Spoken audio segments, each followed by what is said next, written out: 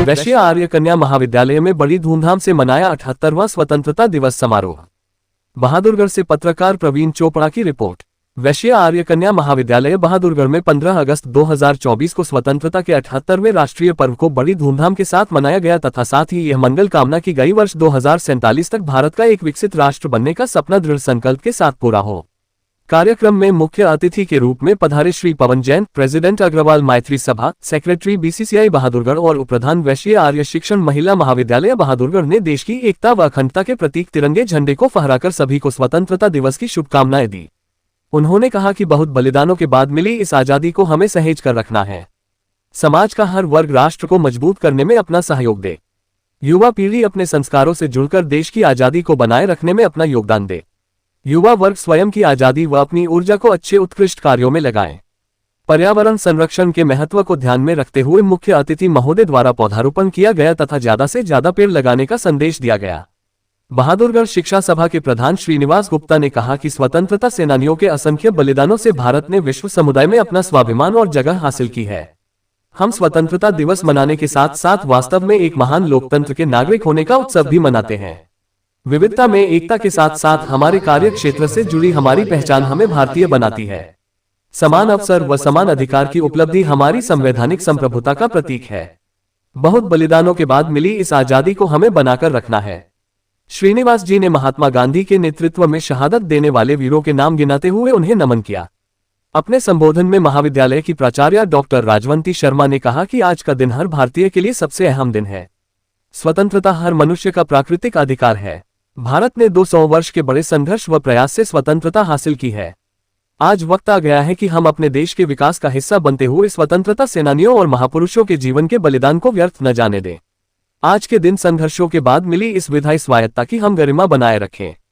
हर घर तिरंगा फहराकर हम इस लोकतांत्रिक पर्व को और भी प्रेम और सम्मान दें। सर्वधर्म समभाव और वसुधैव कुटुंबकम के साथ एक वैश्विक शांति का संदेश संपूर्ण विश्व को दें। हमारे भाव, आचरण व कर्तव्य देश के लिए हमेशा देशभक्ति व श्रेष्ठ कर्म से पूर्ण हो। डॉक्टर राजवंती शर्मा ने कहा कि आज का दिन वीरों की शहादत को नमन करने का दिन है।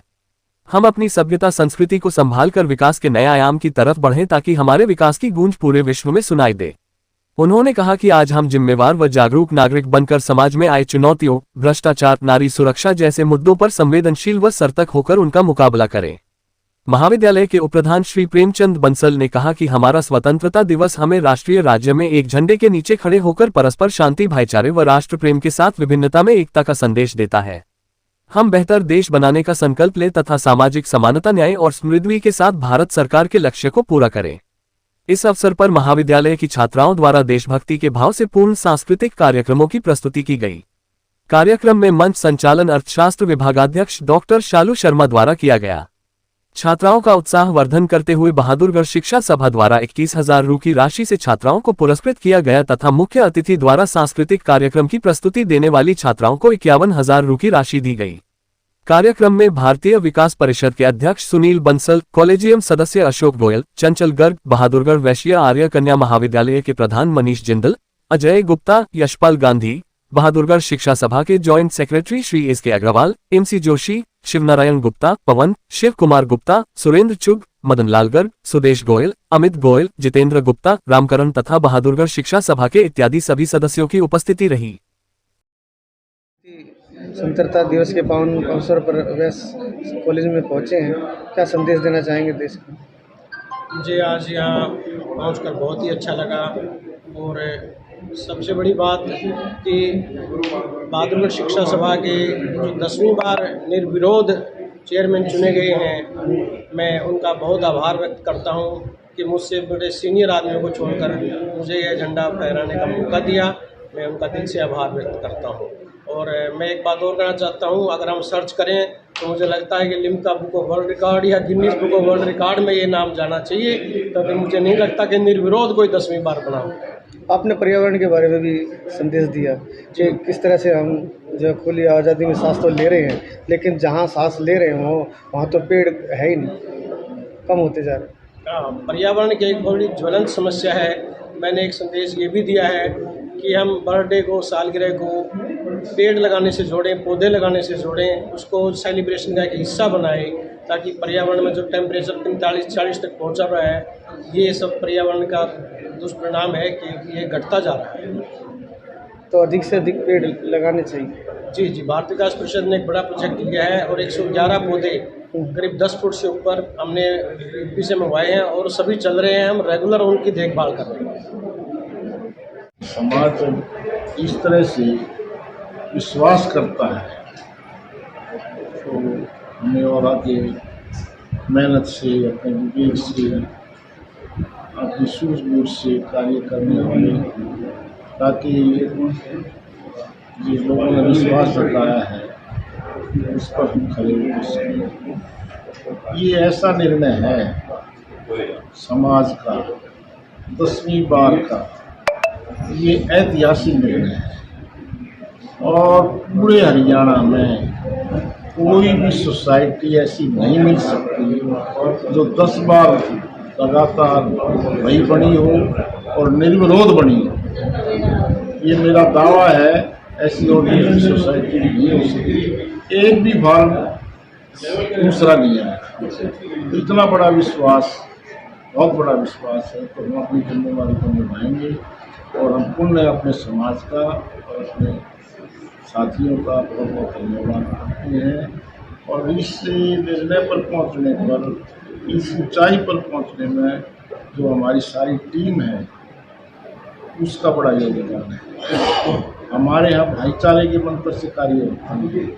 हम किसी चीज़ की वो नहीं बनाते कि ये हमारी इज्जत का सवाल है या मेरे गुरु ने कह दिया, नहीं कह दिया, तो एक दूसरे की मानते हैं तब ये काम चलता है। हम ये चाहते हैं, हम ये सोचते हैं कि एक भाई ने कह दिया तो उसकी बात पूरी हो, उसकी बात कटनी नहीं चाहिए, और अगर वो बात ठीक नहीं है तो उसको समझाया जाएगा भाई ऐसे नहीं, ऐसे करते हैं, वो इस मान जाएंगे और ऐसी बात नहीं जाए। हर घर तिरंगा अभियान जो चल रहा है, क्या कहना चाहेंगे इस विषय में? हर घर तिरंगा तो उसी दिन हो गया था जिस दिन देश आज़ाद हुआ। हर घर तिरंगा तो उस दिन आज़ादी से पहले कहाँ था तिरंगा? असली तिरंगा तो हर घर तिरंगा तब करना था जब 15 अगस्त से पहले करना था। अब क्या करना है? अब उसकी क्या कीमत है? हर घर तिरंगा तो लोगों के दिल में है तिरंगा। ये हर घर तिरंगे वाली जो बात है, ये सिवाय ओवर एक्टिंग के कुछ नहीं मानता मैं। हर घर तिरंगे की आज क्या, झंडा तो जब लहराने की कीमत थी जब झंडे पर गोली आती थी अंग्रेज की। जी, मेरे को बताया बुजुर्गों ने, झंडा को हम जेब में ले जाते थे और एक डंडा लेते थे और वहाँ झंडा निकालते थे। हर घर तिरंगा तो तब था, तब कहाँ थे ये हर घर तिरंगा करने वाले? लोगों ने आज कुर्बानियाँ दी हैं, जेलें काटी हैं, शहादतें दी हैं, जब ये हर घर तिरंगा को चाहे मत को, हर घर तिरंगे का कोई मकसद नहीं है। शहीदों के जो जितने भी स्टैचू हैं बहादुरगढ़ में, उनके रख रखाव का भी अभाव है, बल्कि 15 अगस्त को तो बिल्कुल ही भूल जाते हैं एक बारी। इसके बारे में कुछ कहना चाहेंगे? बिल्कुल जरूरी है। जो हमारे शहीदों के स्तंभ हैं या स्टैचू हैं, उनका सरकारी प्रोग्राम जो शुरू होता है एसडीएम का, उससे पहले मुख्य अतिथि को जाकर सबको माला पहनाकर सलूट देकर उनको याद करना चाहिए। ये बहुत ज़रूरी पॉइंट आपने बताया, और इसको जब भी कभी हमारा इस किस्म का मौका आया, इसको हम साकार रूप से जरूर दें। शहीदों के बिना क्या, हम शहीदों के लिए बनाते हैं, शहीद वहाँ खड़े हैं, वहाँ दूर मिट्टी चढ़ी हुई है उनके ऊपर, एक ठीक बात है, साफ सुथरे हों, उन पर फूलों की माला हो, फूलों की बारिश हो, ये बहुत जरूरी है। दिल्ली रोहतक रोड पर जो शहीद स्मारक है, दिल्ली रोहतक रोड पे जो शहीद स्मारक बना हुआ है, जहाँ पर आज भी जो है मुख्य अतिथि गए होंगे, लेकिन रात के समय वहाँ पर बिल्कुल अंधेरा छाया रहता है, कोई रख रखाव का अभाव है। उसको अपग्रेड करना चाहिए, लाइट होनी चाहिए, झंडे के रंग की लाइटें वहाँ रात को जलनी चाहिए, तिरंगे के रंग की हर रोज। ऐसा सरकार से मेरा आग्रह है, प्रशासन से, ये व्यवस्था बहुत ज़रूरी है, लेकिन की कुर्बानी से हम खुली हवा में सांस ले रहे हैं, उनको सम्मान देना हमारा नैतिक कर्तव्य है। बताएं, आज स्वतंत्रता दिवस बड़ी धूमधाम से मनाया जा रहा है देश के अंदर, तो इस पावन अवसर पर क्या संदेश देना चाहेंगे? मैं इस पावन अवसर पर ये बच्चों को, नौजवानों को, सभी को इस संदेश देना चाहता हूँ, जो हमें आज़ादी मिली है इसको कायम रखें। ये कायम तभी रह सकती है जब हम मेहनत करेंगे, अपनी अपनी जिम्मेवारी निभाएंगे और खासकर बच्चों के ऊपर बोझ नहीं समझे, उनको अपनी जिम्मेवारी लेके, चैलेंज लेके अपने अच्छे अच्छे काम करें, ताकि देश हमारा उन्नति करेगा तो हमारे को गुलाम करने वाला कोई नहीं। हम स्वतंत्र हैं और आज मतलब आज़ादी मिली है, ये हमारे पूर्वजों के बलिदान की वजह से मिली है, जिन्होंने इतना संघर्ष किया है, जो आज हम खुली हवा के नीचे सांस ले रहे हैं। गुलामी के टाइम पर हम नहीं लेते थे, तो ये हमारे लिए बड़े सौभाग्य की बात है कि हम खुद आज़ाद देश के अंदर पैदा हुए हैं, हमें गुलामी देखने का मौका ही नहीं मिला। तो मैं तो एक बार पूरे देश पे ये बधाई देता हूँ, सभी भाषावासियों को बधाई देता हूँ तथा श्रीनिवास जी तथा पूरी मैनेजमेंट को मैं धन्यवाद करता हूँ कि उन्होंने हमें कॉलेज के अंदर बुलाया और हमारा इतना सम्मान किया, इसका मैं बहुत आभारी हूँ। धन्यवाद।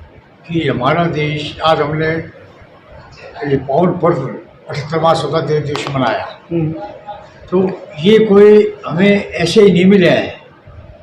इसमें हमारे क्रांतिकारी और देशवासियों ने शहादत दी और जेल गए और शहीद हुए। उसके बाद में हमारे लाला लाजपत राय जी, जो कि अमृतसर के जलियांवाला बाग में वहाँ लाठियाँ बरसाई गई, उन्होंने कहा कि अंग्रेज़ों को आह्वान किया कि मेरी एक एक लाठी आपके ताबूत में कील का काम करेगी, और वही हुआ। हम 200 साल के बाद में हम आज़ाद हुए और हमारे पहले प्रधानमंत्री जो हैं वो जवाहरलाल नेहरू थे, जिन्होंने सबको साथ लेकर काम किया। अभी भी सरकार जो है वो काम कर रही है, लेकिन पब्लिक का ध्यान नहीं कर रही है। अभी हर घर में एक आदमी ऐसा होना चाहिए जो CSC सेंटर में खड़ा रहे। इतने काम में लगा दिया है, सबका ध्यान बांटती है। तो हमें अपनी हम आज़ाद हुए आज़ादी को बरकरार रखने के लिए बड़ी मेहनत करनी पड़ेगी। ये नहीं कि हम दूसरे गुलाम फिर बन जाएंगे। और आज जो ये प्रोग्राम हुआ है, ये भारत शिक्षा सभा के अंतर्गत चलने वाली जितनी संस्थाएं हैं, सबका मिलकर के आज वैशाली कन्या महाविद्यालय में ये प्रोग्राम रहा। तो ये बड़ा अच्छा प्रोग्राम रहा, सबने अपने विचार रखी। कार्यक्रम में हरियाणवी जो है संदेश भी दिया गया छात्रों द्वारा, इसके बारे में क्या कहना चाहिए? क्या जो आज हमारे प्रोग्राम में हरियाणवी गाना हो या डांस हो या वो, उन्होंने आज देशभक्ति के प्रति बहुत ही अच्छा प्रोग्राम दिखाया है। अगर ऐसे बच्चों में भावनाएं बढ़ जाएंगी ऐसी देशभक्ति की, तो हम तो फिर हमें तो गुलाम होने का मतलब ही नहीं है। बच्चों में देशभक्ति जो पैदा करना है। हाँ, बच्चों ने जो है देशभक्ति के लिए एक आह्वान किया है आगे वाली आने वाली पीढ़ियों को कि सबने ऐसा